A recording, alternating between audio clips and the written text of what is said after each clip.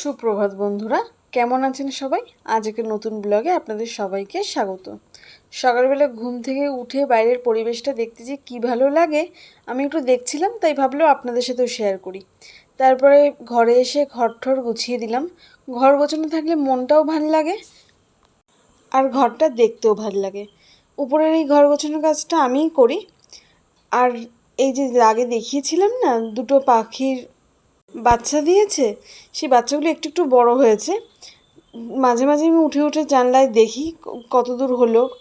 অন্যান্যবারও দেয়, বাসা বাঁধে এখানে, তবে ডিম ফোটাতে পারে না, তার আগেই ভেঙে যায়। এর কথাটা আগেও বলেছি। তারপরে এসে দেখি বেসিনে একটা গঙ্গাপরিং লাফালাফি করছে।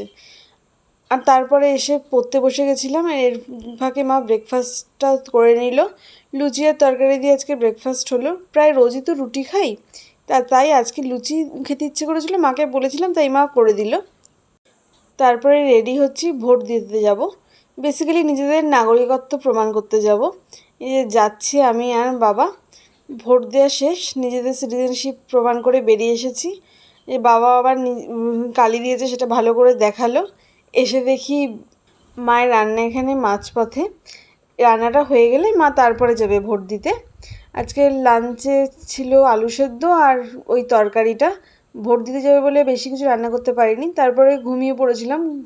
ঘুমের মধ্যে চম্পাকলি করে আওয়াজ শুনে উঠে দেখি এরা এখানে এরকম চম্পাকলি চিৎকার করতে করতে খেলছে। এখানেটাকে কি চম্পাকলি বলে আমি ঠিক জানি না, আপনারা জানলে আমাকে কমেন্টে জানাবেন তো। এরপরে সন্ধে হয়ে গেছিলো, মা সন্ধে দিয়ে দিল। তারপরে চিড়ে ভাজা করেছিল, সে চিড়ে ভাজা দিয়ে আজকের সন্ধেবেলা স্ন্যাক্সটা করলাম। আজকের ভিডিওটা তাহলে এই অবধি। আপনারা সবাই ভালো থাকবেন, সুস্থ থাকবেন, আর মনে রাখবেন, ফুল ফুটুক না ফুটুক আজ বসন্ত।